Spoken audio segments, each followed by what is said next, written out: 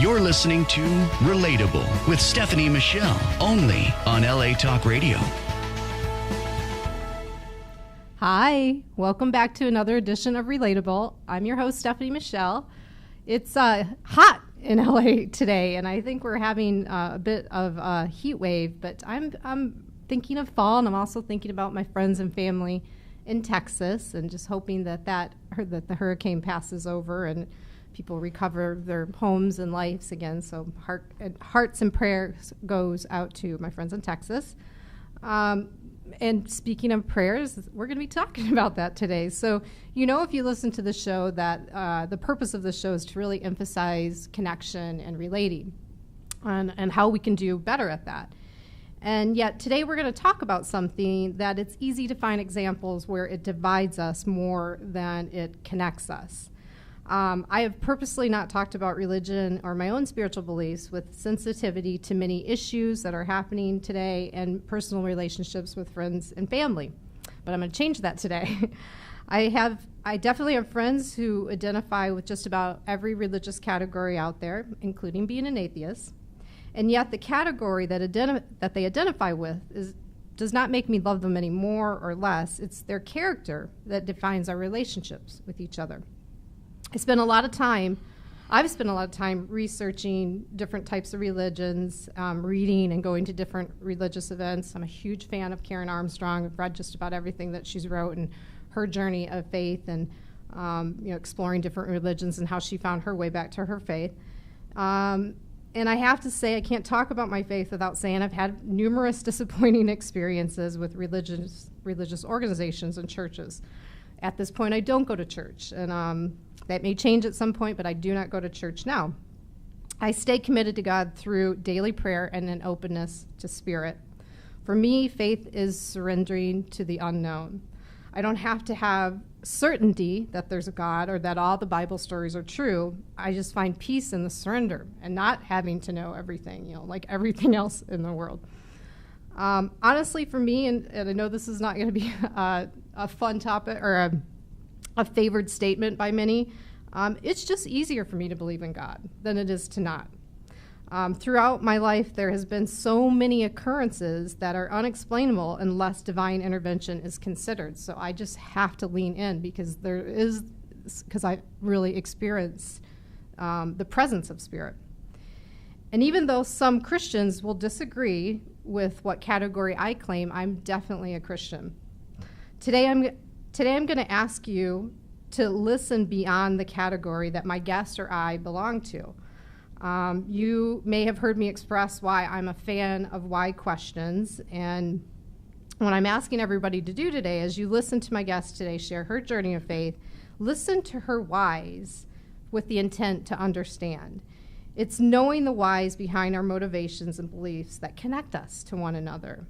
My hope is that we might have an experience today where something new is understood, which can't happen if we quickly dismiss each other based on the categories that we claim. So that brings me to introducing this lovely lady to my left. This is Dr. Shaynah Neshama-Bannister. She is an associate professor at the Graduate School of Social Work at Azura Pacific University. She teaches diverse graduate courses ranging from individual and marital therapy to national and international social policies and policies. Politics and policies. Policies. Jeez, that's a mouthful. She was born and raised under communism in Bulgaria. She has an extensive social work experience in the areas of crisis intervention, medical social work, counseling, program management, and foster care. She has also held faculty positions at the National Sports Academy in Bulgaria, International Baptist Theology Seminar, Czech Republic, and Simbursky Missionary College in Russia. She's also a small business owner and is successfully applying principles of social entrepreneurship. Despite her active professional and business life, these are none of the things that drive her in her life. Her passion is centered around her deep faith in God. Her spiritual journey began at age 5 with a dramatic experience while living under communism. She still is involved in Bible counseling, Sunday school teaching, and prison and prayer ministry. That's a lot. Welcome. Thank you. Yeah. It's always, is it weird to hear all of those things read about you, like your accomplishments? And this is a short list of it. this is a short list. She's like, all right. Well, then that's not so weird. Well, Shaynah, before we get started, I always like to, we know we're going to dive into a topic today, and it's a big one. And I like to give guests just an opportunity to clear anything that might be on their mind that they just want to say that's there before we dive into the topic. Is there anything that you want to share before? Yes, I think we're here today to talk about my journey of faith, and that's my passion, overarching passion in life. But I have other passions that make my life really interesting. I love classroom dynamic. The challenges that students pose, the challenges that I pose to students to stimulate their learning is, it is really invigorates me to see them how they grow out of a classroom experience and going out in the field. I love international and national social policies to a degree that I organized and took students this summer to Kenya, where they actually practice what they learn in the classroom in international setting, and it was a marvelous experience. As you mentioned, I love business. I love business, and the most I love business is to the emphasis on social entrepreneurship. So all the profits that most of the profits that come, I go back and turn it with my husband. We turn it back into community, into development, into those needy areas that we identify, and we are led by God to provide. I love that. Yes, I mean. For a number of years, we have sent, for example, all foster children from one foster family agency every year to Disneyland. Just that, about 300 kids going to for first time. The dream of their dreams is, so that's what I'm talking, giving back to those who will probably never have that opportunity. And this is just one example. I'm also, I love singing, I love cooking, I love languages and cultures, and I love my 3 boys. I have 4 boys with my husband, and they're the passion of my love. I love my love. And of course, I love God, and it's an amazing journey that I would not trade for anything in the world. Well, now I know why she's sitting next to me today, because what I'm getting from what you just shared is you love growth and understanding. Like, you love being a part of that for your students, and then learning new stuff with your business and taking on these ventures and taking on foster kids, or watching them learn and have new experiences. So there's a reason why you and I are connecting, because I get that. Like, I love learning and growing. I think living is about growing and trying new things, and not just seeing them through your eyes. I've also taught. I've taught digital marketing course, and the best thing about being a teacher is you'll be challenged, because not everybody can learn from you.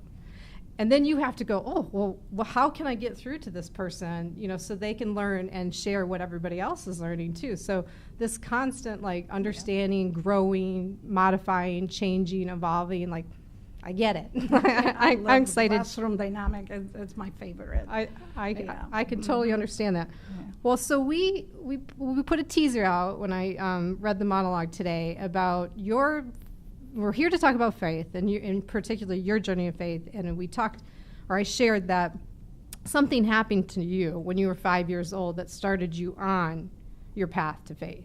Yes. Let's go there. Tell us about that. Yes. I was born and raised under communism. There is no mention of religion while I'm growing. Just imagine a society where religion is outlawed, Bibles, religious texts, there's none, and there's a censor that on read what you listen to schools, it's censored, all the textbooks. So there's no way for a child to develop concept of God. But God has amazing ways to reach under communism, under that umbrella of no God society. So what happened to me is that at the moment I became believer, I look back in my life and I saw a chain of events that led me to that very moment of conversion. And I would like to share those chain of events. And the first one was when I was about 5 years old. The nanny who took care of me, my sister, at that time passed away. Okay. It was a traumatic experience for 5 years old, and apparently no one was able to answer my questions. Why? Where is she? How it come? I will never see her again. This was my first encounter with death. 5-year-old with no explanation, just thrown. With sensitive, I cried every night, tears, and because of the reality of that. I was told that this was going to happen to everyone, my parents, myself, and somehow the entire world, I saw death everywhere. So that was what I will now classify as probably child depression, crying and being in that miserable state of heart. And I cannot recall how long that went, but at one night, instead tears and misery, I felt a tangible presence.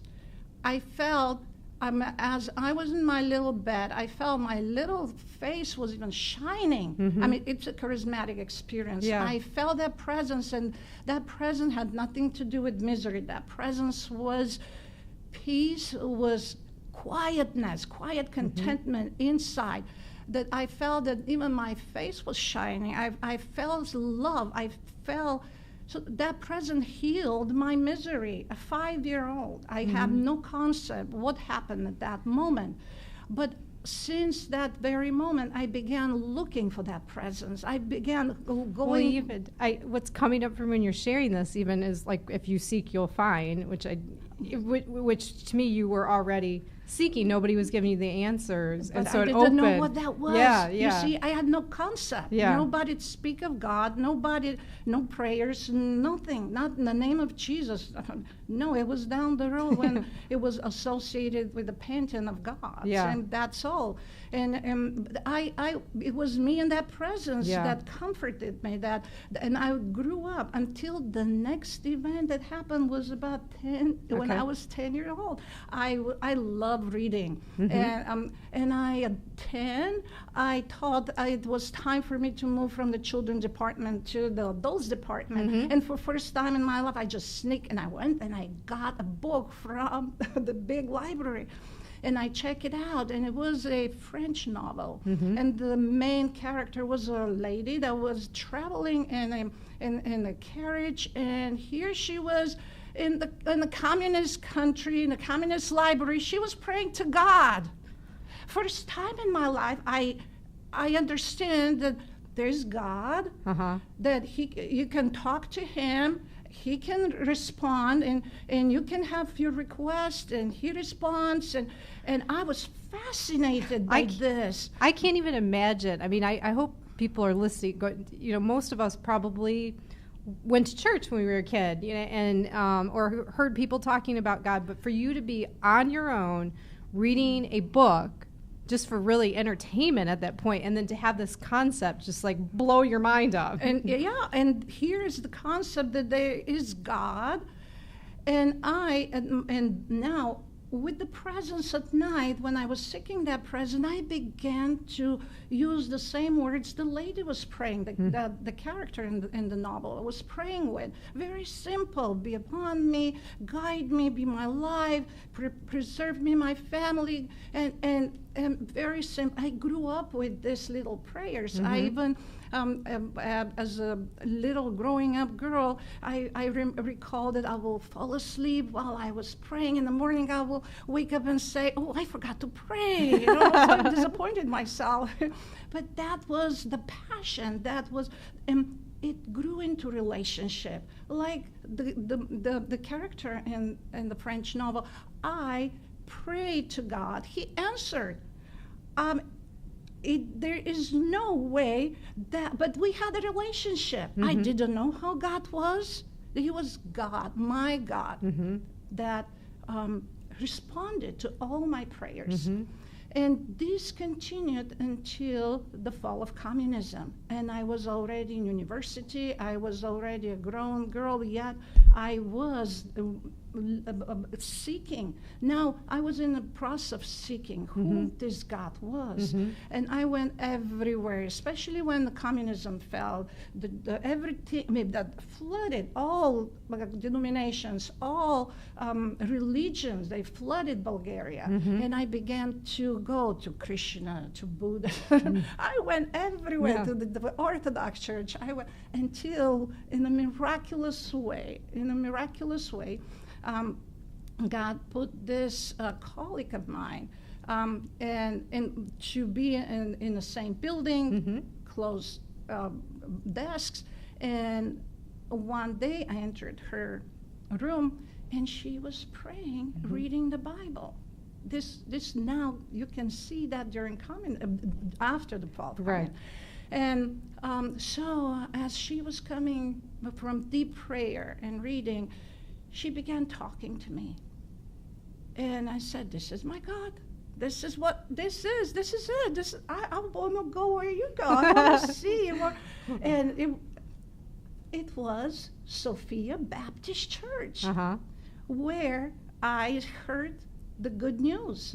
Preached from the pulpit. She went to that church, your colleague? Yes, So this, and there, for first time, God from my childhood and God of the Bible came together. So that's where I made it home. So I want you to understand, this is something that is very important for from my journey. I did have a relationship with God. I prayed, He answered. Miraculous things happened. But I wasn't saved. The moment I was saved, the moment I accepted the sacrifice Jesus made for my life, something broke within me. I was not a different person, but I was entering a different dimension. For example, it is like the difference between watching Channel 7 before the cable TV with all the stripes going around and the noise, and now you have the high definition TV set. That's the difference. I could see, I could understand. Some like scales fell off my eyes. I could understand that so much deeper. The life became so much deeper. It's like night and day. I can totally understand and see the difference between, yes, I had a relationship with God, but the salvation experience is different. And that salvation, just in case somebody is listening that doesn't know the word save or salvation, let's talk about that. So just talk about what that is. Jesus said, unless you are born again, you cannot enter the kingdom of God. What is born? This is my experience, being what everybody refers to being born again. He explained to Nicodemus what the teacher of the law at that time came to him and asked him, do I have to get into my mother's womb? No, you don't. That's weird. Yes, it is. But the Bible speaks not about the physical realm, speaks of the spiritual realm. When first God told Adam and Eve, do not eat of the fruit of the tree of knowledge. So he said, you will die. And here comes the snake, the evil said, oh, you're not going to die. I'll tell you you're not going to die. They ate and they didn't die. Oh, God is a liar. No. They died. Their spirits died. Yeah. And we see the changes. Just within a chapter, we see even death, murder appeared with the death of the spirit. They don't have connection anymore. Yeah. So I would say, so just to, I know what she's talking about, being saved and salvation. You know, many times it comes in a baptism ceremony. So either you're submerged in water or water's dropped on you. But really, what we're talking about is really really making a declaration of your faith that, like, I choose to believe. I choose to I choose to follow you. I choose to have a relationship with you. And what's interesting to me about your story is you already had that relationship part, which I think in the Western world, most churches, I think people in churches struggle with the relationship part. They go through the process of reading, of showing up at church and reading the hymnals and, reading the lessons or listen to the sermons and doing the ceremonial things, but they don't have the relationship. In your case, you already were praying, you already had the relationship, so this idea of going, of course, just really taking it to the next level and saying, yes, I want to be saved. Yes, I always want you in my life and have a present with you. I can imagine how that really opened things up for you. Yeah. It was different than how most people are introduced to religion. Under communism, there is the spirit of atheism of communism is very strong. For my charismatic experience, I mean, this is God's doing to get me where I am to the salvation, a point of salvation, a point of where He bring everybody, us together and say, teaching, here I am, here I am. What happened in that? Salvation is a moment of time. There is a moment of time, that moment where I remembered when I committed. I made a commitment. I made it home. I was saved. My scales fell. I am now a new creature. Now, but then there is a long walk with God that even though I have a relationship with Him, He says, be perfect because I am perfect. How do I become perfect in an imperfect world? I mean, with all my imperfections, that's where it comes. And He is walking on the narrow road with us. But this is the teaching of what I call ehad. Ehad is a Hebrew word for being one. The ehad concept. If you Google it, one probably find it, but maybe here and there commentary. But also it's one of the revelation that God had given to me, understanding of what Ehad. Ehad is the gospel in a nutshell. The entire Bible, Old New Testament in a nutshell. Ehad is used in Old Testament, is also in translation, Hebrew translation, the New Testament as well. The first reference to Ehad is when husband and wife, Adam and Eve, became one. Right. That's used Ehad, so two are becoming one. In the daily prayer that God has told Israelites, you are to pray this way, Shema Israel, Adonai Eloheinu, Adonai Echad. Hear, Israel, your God is one. God is one. Why God had to tell them the first thing? They have to tell us that He is one. But He's one. He has so many manifestations, so many names, that oneness of everything, He's one, while everybody else worshiping many gods. He is one, even though the many manifestation. Going towards the New Testament, Jesus uses that concept of being one. He's saying, John 14:20, He's saying that on that day you will know that I'm in you and you and me, and we are echad, we are one.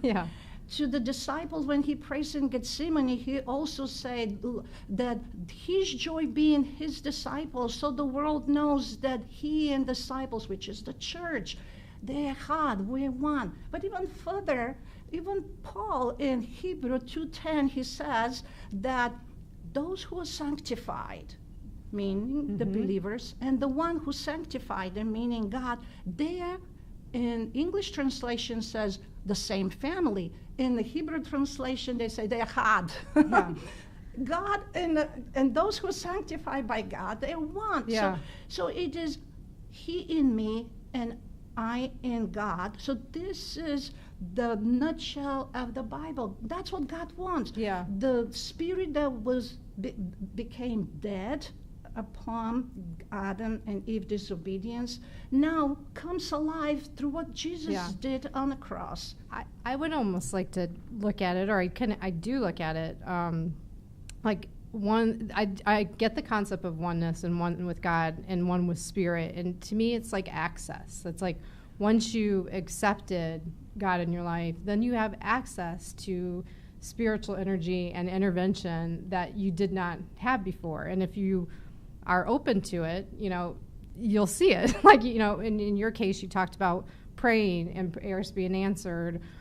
Sometimes it comes through another person. I talk about grace a lot. I like the idea, and I talk about grace in a way that I believe grace is available to everybody, and whether they believe in God or not. Like he wants you to connect with this, and this is why there's steps to have salvation. Like he's going to show you he's there, like in your case, but he wants you to accept him fully and come connected to one. And one of the ways that he shows up when you don't believe is through grace. And grace can happen just by, like your roommate, the colleague that was like, yeah, I'm going to this great church, come to this church. And that was the next part of your path. So grace can come through just like someone saying something to you that's like, oh, I need to look into this more. Like I want to feel, I talk about peace a lot. I want to feel peaceful because I've surrendered in prayer, and that comes through people kind of like saying, hey, this is my story. This is maybe you want to check into it, kind of thing.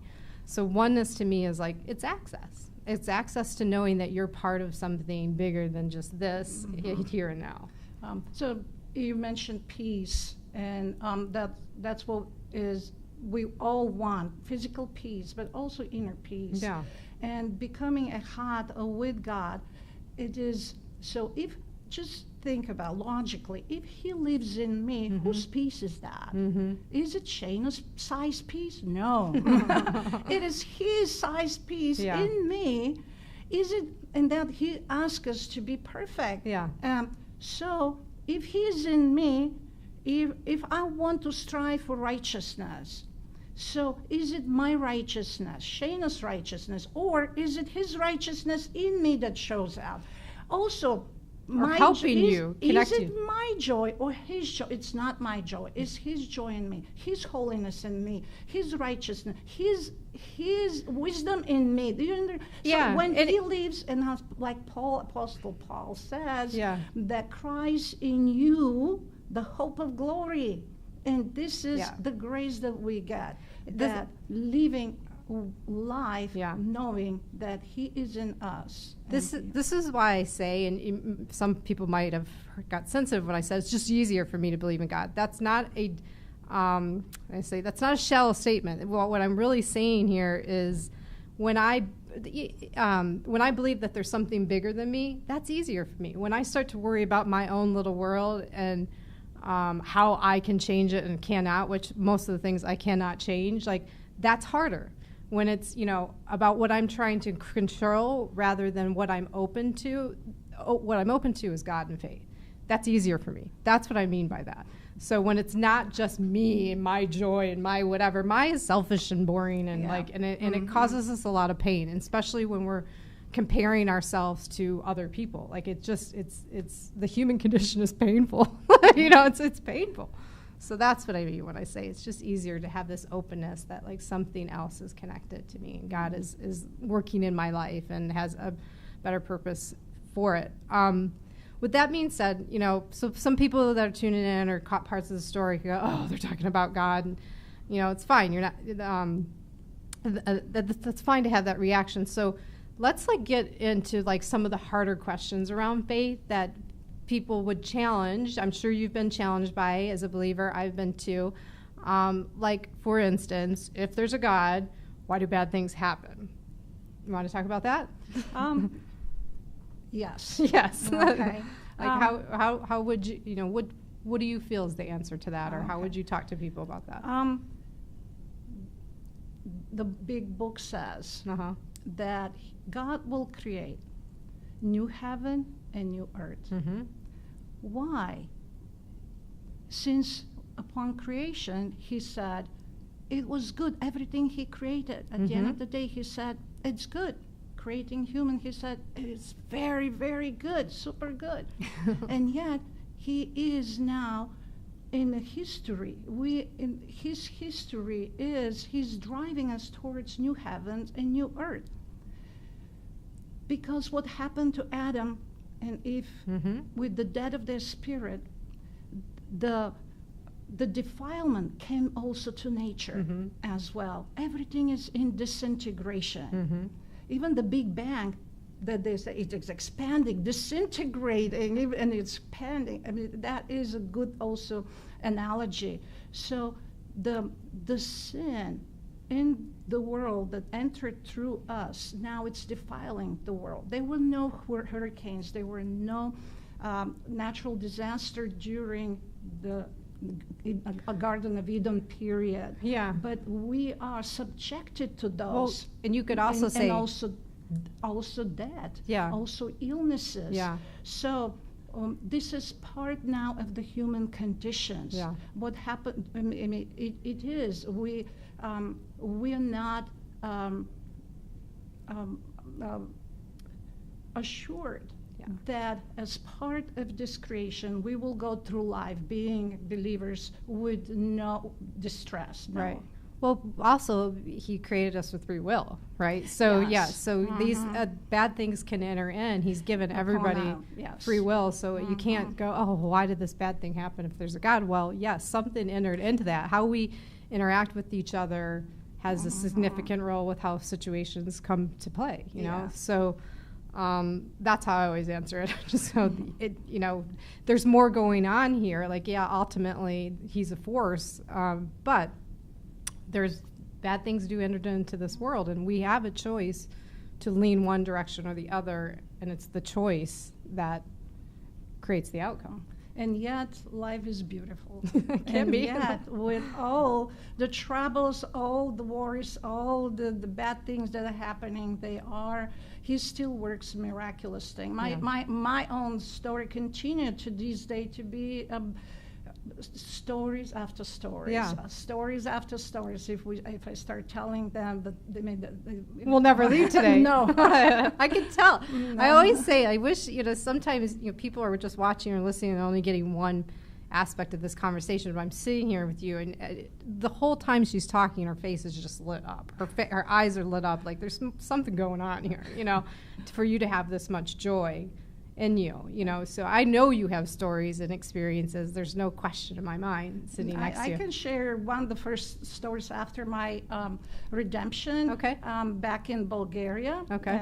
And it was a time when I was now a believer. I was gobbling Bible like crazy, reading. And I was like, Mama, did David really do that? Did Jonah really was 3 days? So you said to your mom? Wait, back up. So you said this to your mother? Did your parents start to? No. This was all my inner fight now. Okay. I was fighting with myself. I was listening to the preacher and said, does he really believe what he's preaching? And I was in that doubting stage until something really happened that healed me completely. And it is, I was coming back home from my lectures and science and from Sofia University. So I go home, I was hungry, and I started making myself a sandwich. I use a two-pronged knife. And I was in a hurry doing the sandwich, and suddenly one of the prongs that just hit my finger. This finger here went under my nails. Oh, the pain was terrific. I mean, I was It went up and under the nail? Yes, under the nail. Oh, the flesh ow. under the yes, Yeah, ouch. ow. I was crying, the blood down, gushing, washing it, recalling it, and at that very moment, I am in Bulgaria under communism. At that time, professor, I didn't have a washing machine. I was washing, my daily chores were to wash all the clothing, my family, with hand washing. And just imagine now washing with fresh wound, that meant pain for a long time. So I cried out. This is happening in a split of the moment. And I cried out in my soul and said, Jesus, where are you to heal me the way you heal the servant's ear when Peter went and cut it off? Jesus went and put it back. And I washed my finger, I bandaged it, and I went on with my other chores. At night, I wanted to change the banding. So I sat at the edge of my bed and I started opening it. I was looking and looking and looking. There was nothing. I don't have anything. Yeah. And I was like, well, did it really happen? I have in one hand my bloody bandage, on the other side, and the memory of all washing and the pain, and nothing here. And I was like, I know I cried. And I recall crying, and here he says, here I am. He was there in my little kitchen where I was crying out in that split of a second. He was there. He was not on a big stage. He did this never made the news. But it's a great story that it can be broadcasted. But you all couldn't over explain the it world. anywhere any other way but to I feel knew. like I knew there's no other way. Bloody bandage and my pain and all, and here is nothing. I have nothing on my finger. And I said, why? Jesus took time, running the universe, coming down to my kitchen. So what was all this? It could have healed. It's not like but it was not the finger and the pain that he healed. He healed my doubts. That happened in period when, if this happened, if God can do, come down in the split of second and just say it and do it, he can do anything. My God is big enough to create the world in 7 days. Yeah. So you're saying during that time your faith was being tested.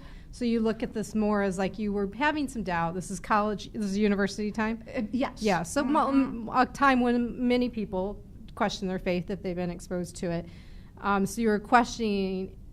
So it's connected more to the sequence of your time. My story, that, yes. Hey, I'm not so sure about God, and then you have this thing happen, and you have this like miraculous healing. You're like, oh, it's not really about my finger. It's more about me clearing my doubt.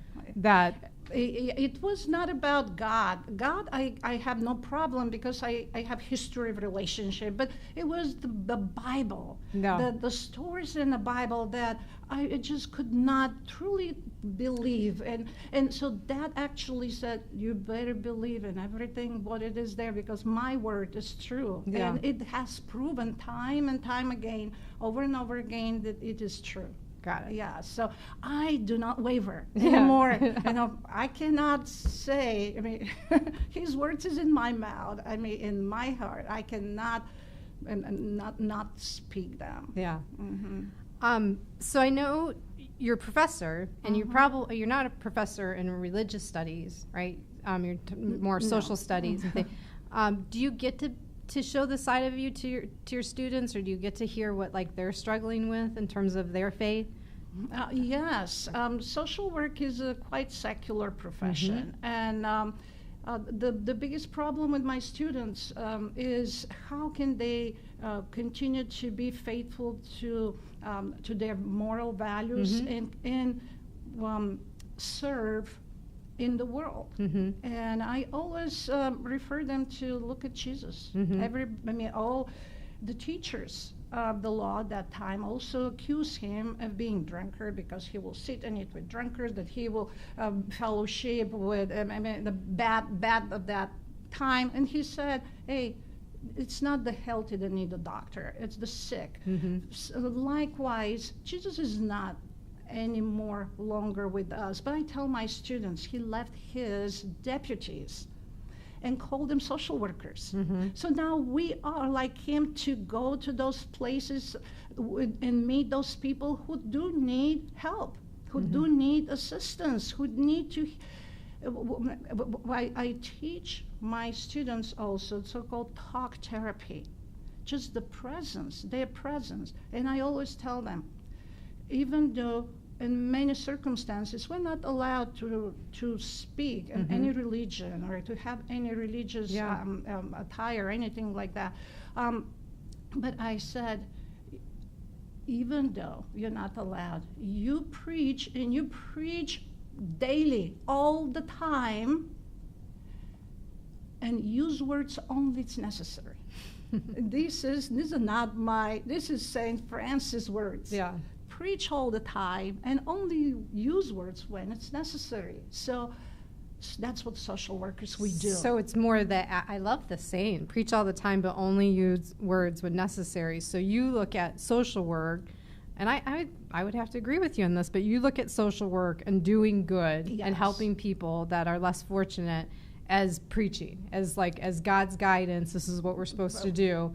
And I don't have to sermon to you, but move you into this, and then you'll probably have an experience with God, letting people have their own experience through the work. Being a social worker in the field, I don't go tell my story like today. Yeah.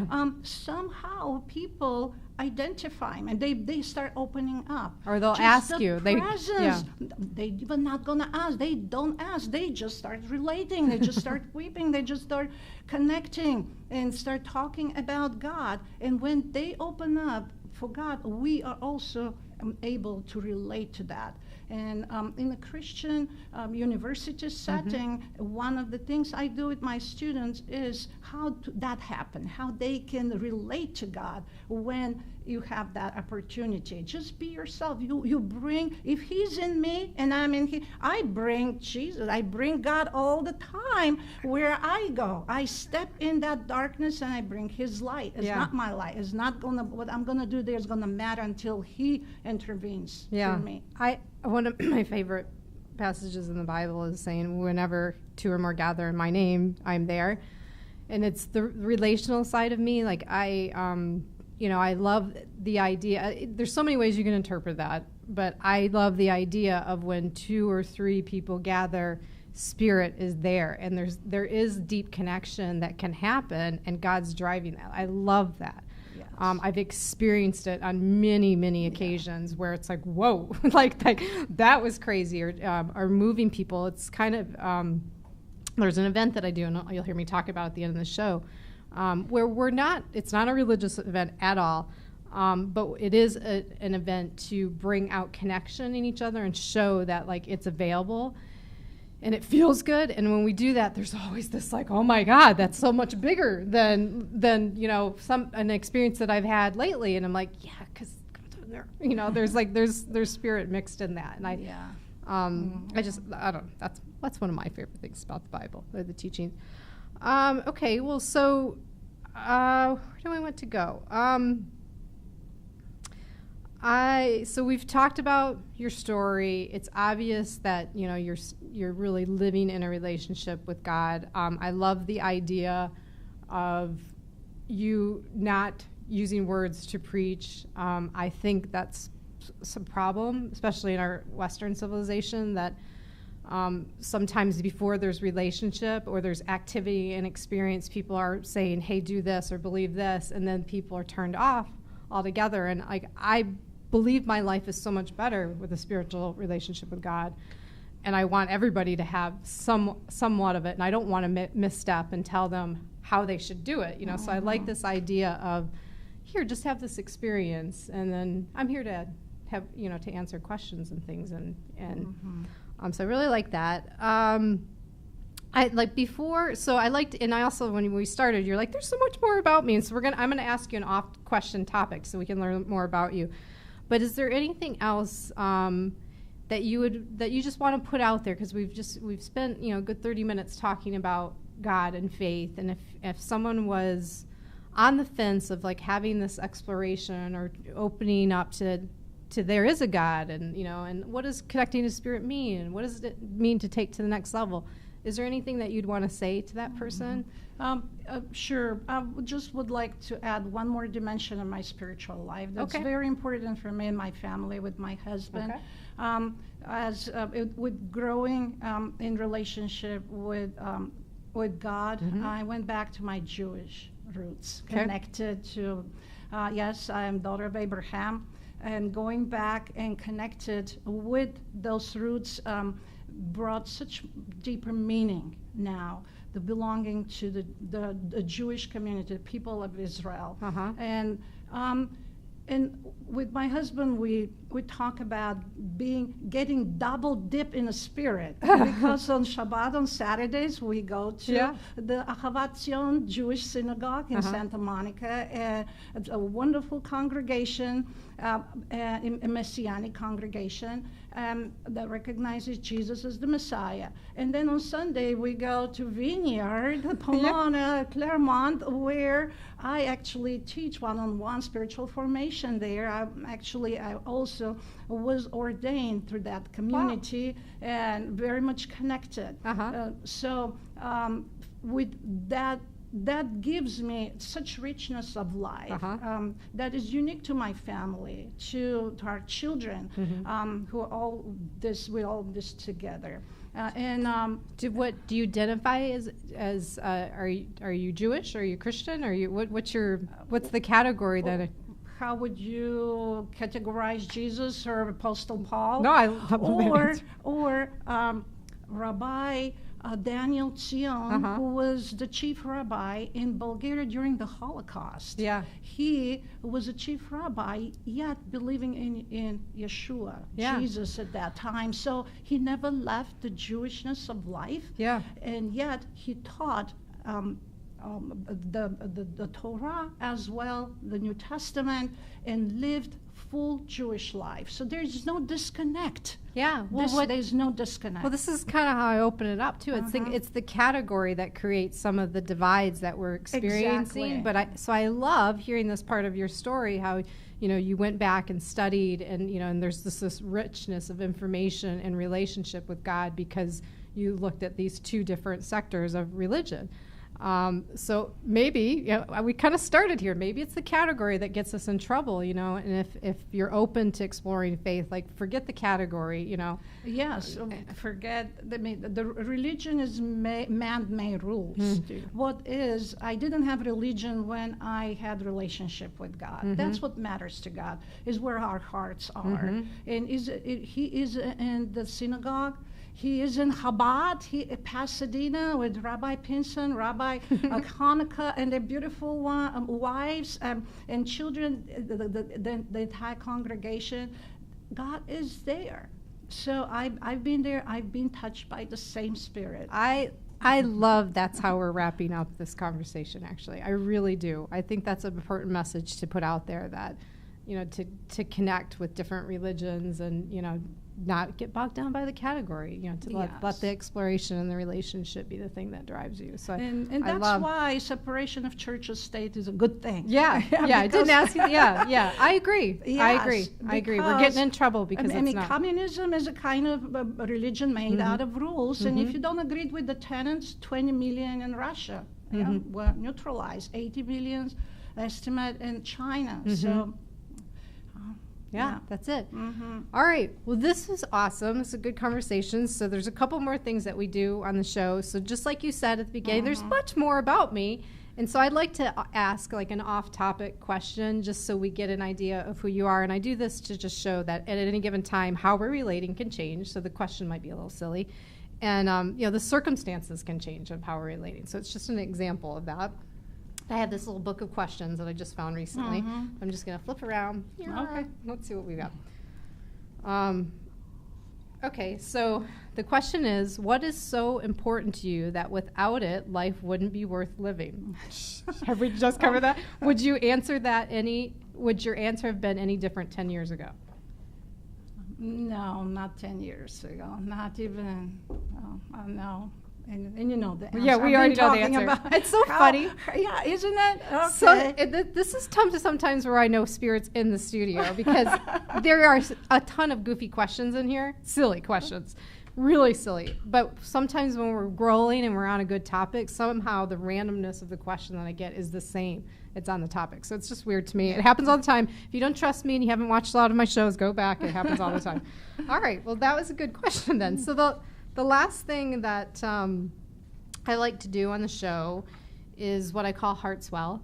And it's just an opportunity for you to put out a dedication or say something that you've been wanting to say to someone, to just say, you know what, I'm so happy you're in my life, or you've really made a difference, or you've taught me this, and you're important to me. And I ask guests to do this because I believe that we need to share deep feelings more. There's no harm in it. It's not as scary as you think it is. I'd like to give the example. And by doing it, just putting out emotion that I hope raises empathy in the world when we see how important it is to have strong connections in our lives and like what they mean, just showing that, life is beautiful and our connections are too. So lean into that. Definitely. I would define more congregations, group of people that have impacted my life. Okay. And some of those group of people do stand out. Going back to Sophia Baptist Church with Fikir, the lady who introduced me, Fikir Milanova and Petya Zareva, these are women of faith, huge faith. Also, Ahavat Zion's Messianic Synagogue, the Rabbi Dauerman, it is an amazing, he walks on water. Yeah. He is a giant in the faith. If you want to see what Jesus looked like a little bit, you can see in his rabbi life, in the rabbi, yes. The same is Rabbi Pinson, I mentioned, Rabbi Hanukkah, Pasadena, Chabad. I mean, look at their lives. I mean, they're all like, I have to use the words of Prophet Isaiah. They're like planting of the Lord for the display of his splendor. Beautiful. They're beautiful people. The way they live the life and integrity. Another group of people is the congregation of Vineyard Church, where you talk about prayer. You want to see these people.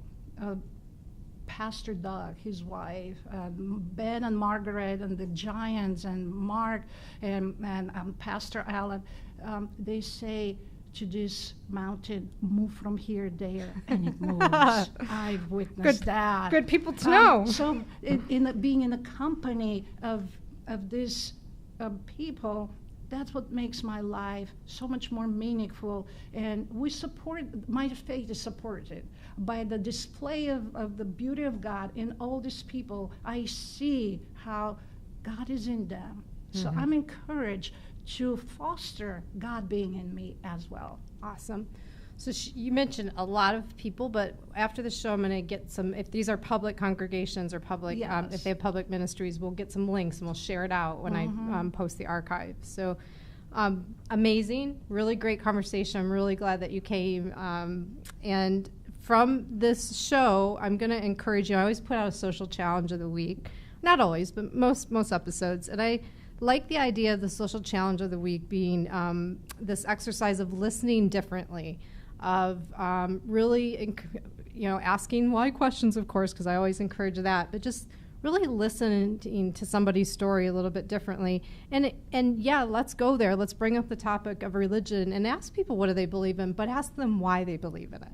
What we heard today is why, some of her story and her background, and I hope there were things that you could relate to. I could relate to. We're totally different people. We have different experiences, but I could relate to it, and I see, what this is doing in your life. So I'm like, I would be leaned in if I wasn't a person of faith already. So I appreciate the conversation. And I'll share out some links, and if people can reach out to you, we'll talk about that too. Absolutely. Share out how to connect with you. So thank you for that. Thank you. this just leaves me with one more thing to talk about. This is a week for public shared experience at the Relational Center. So tomorrow we have a PSE. It was the event that I was talking about earlier with Shaynah, where we just get in a room, it's a room of strangers, and we connect. Like, we just go deep, and like things are always said in the moment that just people need to hear. It's pretty amazing. It's pretty basic what we do, but there is some spiritual stuff that happens in that room. So I'd love to meet some of you guys. Come out. That's at 7 o'clock tomorrow night at the Relational Center. You can find out more information on my website at stephaniemichelle.com. And that brings us to the end of this show. Next week, my friend George and I are going to, we're going to be on, and we're going to take some of the things that John Weiland said in his episode about intimacy and the feminine energy and masculine energy, and see if we can't like work out better things to do on online dating. So we're going to talk about what we've both done and kind of take this male-female approach and maybe come up with some solutions together. So I'm really excited to have my friend George on. He's a great friend. He's got a lot to say. And that should be a great show. So until then, that's the end of another episode of Relatable. And as always, I encourage everybody to relate, but not just relate, but relate with more curiosity. Ask those why questions and take the time to connect. See you later. Bye.